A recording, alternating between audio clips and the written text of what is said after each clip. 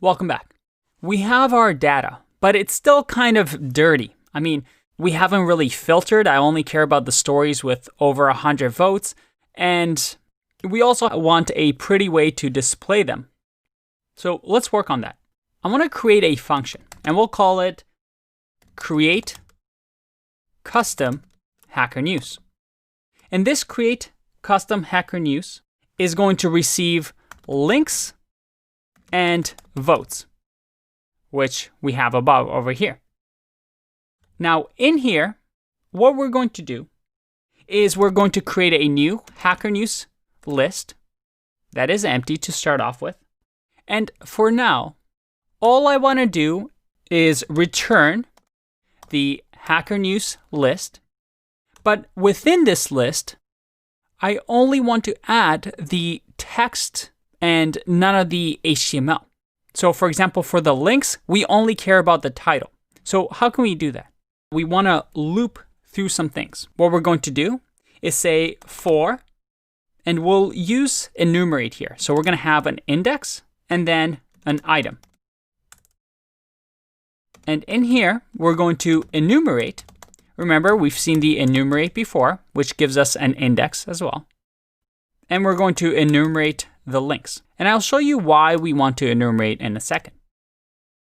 So in here, I want to grab the title of each link by simply doing this. We're going to say link of index, or let's change this to IDX.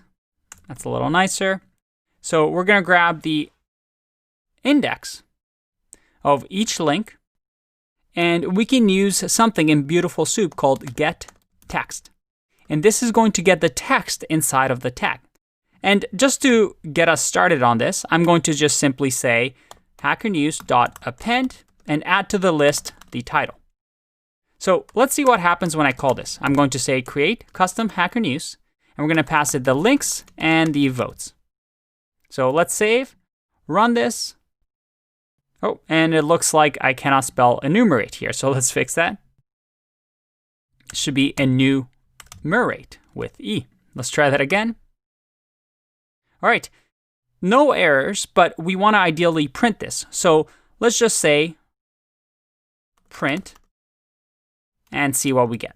I'm going to run this.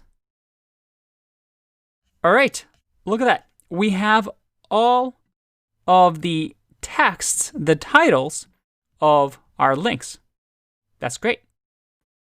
Okay, but these titles are useless without a link, right? And if you remember, a link in an HTML is defined with what we call an href. This href attribute is the link that we can click to go to the next page or to the page of this title.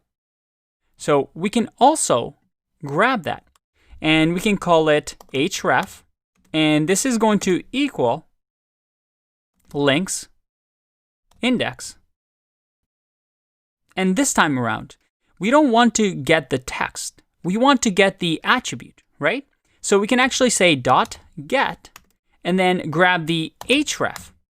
And just in case there are no hrefs or maybe the link is broken, we can give a default in the second parameter, and I'll just say none. So that now this Hacker News append, if we just append, let's say this time the href, and I run this, look at that. We have all the links on the page. That's awesome. But how can we combine the title and href now? Well, this should be fairly simple, right? We can use a dictionary. So in our list, we can append a dictionary that has the title, which will be the title that we have here, and then also have the link that will be the href right over here. So here, now we'll have a dictionary with title and link. So if I save and run this again, look at that. We have a dictionary that has a link and also a title. Awesome. So we grab the information that we need. We grab the link and the text. None of the other stuff matters to us, but we still have the votes. So how can we do that? The votes, well, we can create a variable. Or instead of votes, just to distinguish it from this, let's just say points.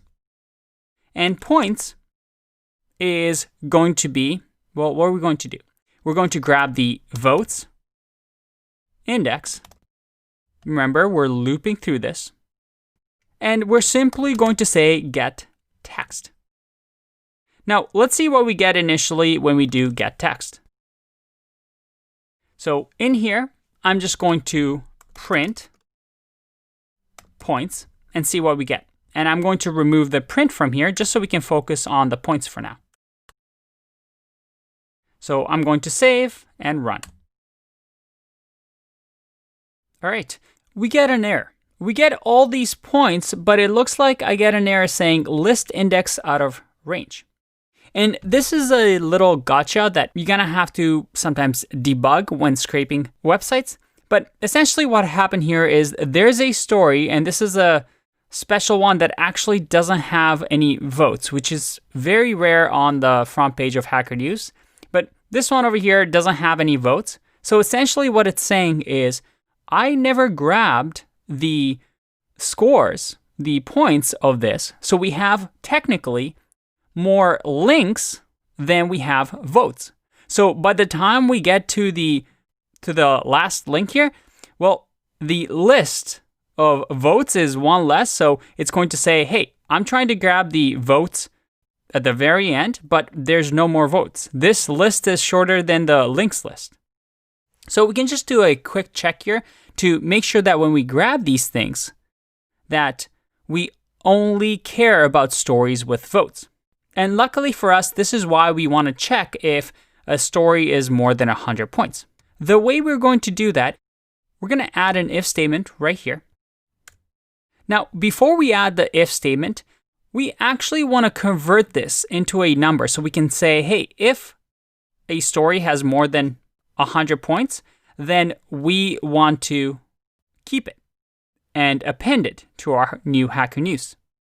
So the first thing we want to do is to simply say that we want to convert this into an int, but we also want to replace the points here, the space points, into, well, nothing. So we can use the .replace method and simply say, hey, anytime you see space points, which is what we see over here, I want you to replace that with just an empty string.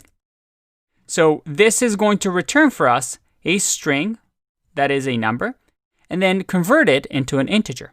So let's test it out. Let's close the bracket here, hit save, and run our script. And there you go. We have our numbers. That's great. But again, we still have this error. So what can we do here?